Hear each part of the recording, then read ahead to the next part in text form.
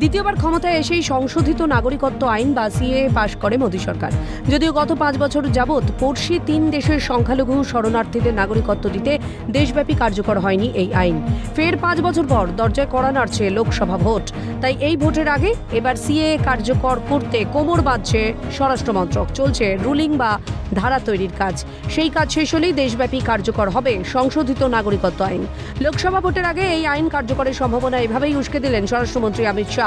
দিল্লির এক অনুষ্ঠানে দেশের সংখ্যালঘুদের আশ্বস্ত করতে অমিত শাহ বলেন, আমাদের মুসলিম ভাইদের ভুল পথে চালিত করা হচ্ছে, তাদের উস্কানি দেওয়া হচ্ছে।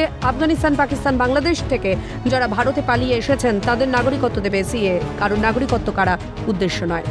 শনিবার লোকসভায় রাম মন্দির আন্দোলন এবং প্রতিষ্ঠা শীর্ষক প্রস্তাবের উপর বলতে উঠেও স্বরাষ্ট্রমন্ত্রীর মুখে প্রতিশ্রুতি পূরণের বার্তা। বিজেপি যা বলে তা করে দেখায়, এভাবে সংসদেও বিরোধীদের উদ্দেশ্যে সুর চড়িয়ে সরব ছিলেন অমিত শাহ। উল্লেখ্য, অনলাইন পোর্টালের মাধ্যমে সিএএর আওতায় ভারতের নাগরিকত্বের জন্য আবেদন করতে পারবেন যোগ্যরা। মূলত কোন সালে তাঁরা ভারতে ঢুকেছিলেন সেই তথ্য খতিয়ে দেখে নেওয়া হবে চূড়ান্ত সিদ্ধান্ত, এমনটাই মন্ত্রক সূত্রের খবর।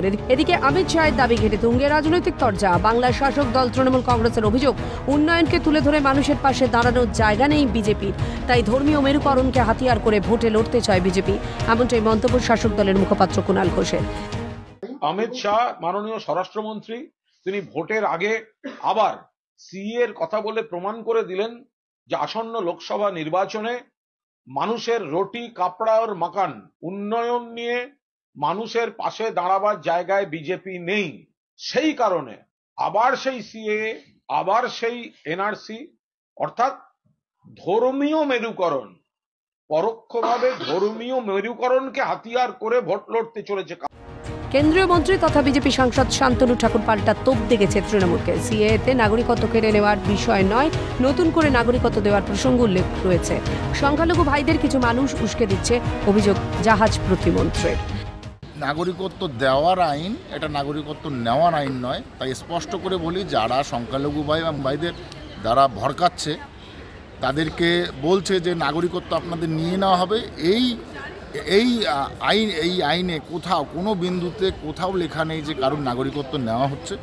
এটা স্পষ্ট যে সিএএ ভারতবর্ষের আইন, এবং যারা বাংলাদেশ, পাকিস্তান, আফগানিস্তান থেকে ভারতে এসছে ধর্মীয় কারণে প্রতারিত হয়ে তাদেরকে ভারতবর্ষের নাগরিকত্ব দেওয়া এবং সুনিশ্চিত করাই হচ্ছে ভারত সরকারের মূল উদ্দেশ্য, কারণ নাগরিকত্ব ছিনিয়ে নেওয়ার কোনো বিষয় নেই।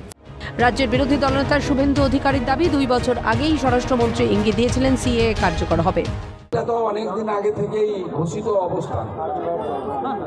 2019 সালে যে আইন হয়েছিল, এই আইন কার্যকর করার জন্যই রুল তৈরি হওয়ার অপেক্ষায় ছিল।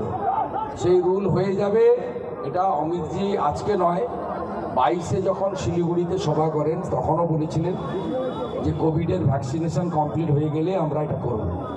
স্বাভাবিকভাবে নরেন্দ্র মোদীজির নেতৃত্বে যত আইন পার্লামেন্টের উভয় কক্ষে পাস হয়েছে, সেই আইনগুলো কোনোটাই আইন হিসেবে থাকেনি। লোকসভা ভোটের আগে দেশব্যাপী সিএএ আইন কার্যকর হবে, সুর চড়া বিজেপি রাজ্য সভাপতি সুকান্ত মজুমদারের। মাননীয় গৃহমন্ত্রীর প্রতি পূর্ণ বিশ্বাস আছে যে লোকসভা নির্বাচনের আগেই সিএ ইমপ্লিমেন্টেড হবে, সিএ রুল ইমপ্লিমেন্টেড হবে। সিএএ কার্যকরের সময় কেউ বাধা দিলে ঘুরিয়ে দেওয়া হবে, কার্যত হুঁশিয়ারি বিজেপি মুখপাত্র সৌমিক ভট্টাচার্যের গলায়। লাগু হবেই। 1951 সাল থেকে আমরা এই কথা বলে আসছি, যে প্রতিশ্রুতি সর্দার প্যাটেল, পণ্ডিত জওহরলাল নেহরু, মহাত্মা গান্ধী ভারতবর্ষের মানুষের সামনে দাঁড়িয়ে উদ্বাস্তুরে দিয়েছিলেন, কংগ্রেস সেই গান্ধীকে গ্রহণ করলেও অবলম্বন করেনি, তাদের সঙ্গে প্রতারণা করেছে। এটা বিজেপি এটা করবেই। আর যদি কেউ বাধা দেয়, সমালোচনা করে, ভেঙে গুঁড়িয়ে দেওয়া হবে, গুঁড়িয়ে দিয়ে সিএ হবে। ক্যালকাটা নিউজ।